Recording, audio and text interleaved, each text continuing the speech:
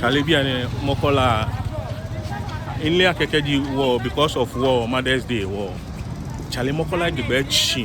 Come on, actually be fan ni una you kono watch on. Benny, I think if it's more three lanes, each on one. Maybe each one half. Each one half. Ni ke ni ba enye na chi. Ke okwe, o wa na ke if you cheap payment no fe ahoni eje me. Ona, ewo no ni ke fe yin oji ake.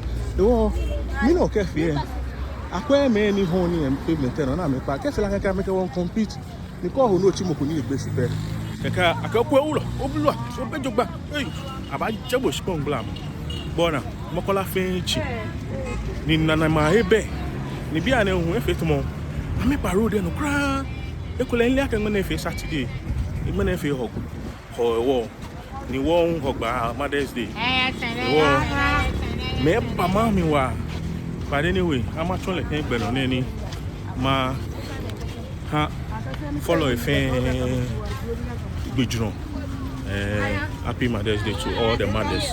Because Charlie, the birthday being a mother. Can be a show. Why you here? No. Remember. Come on, be a cool. Yes,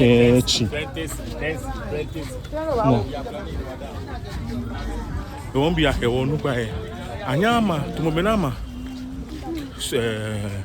Market here, Kumasi ni actually KJT.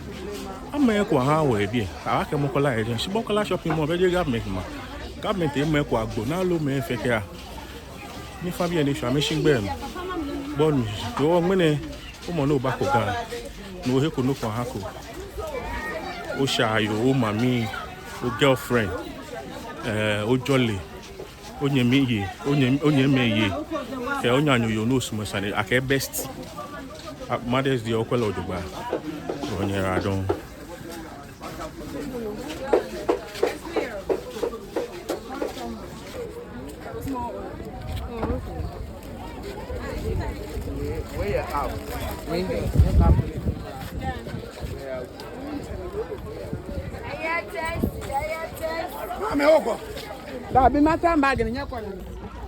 Yele ye fe for your mommy or call by your mommy.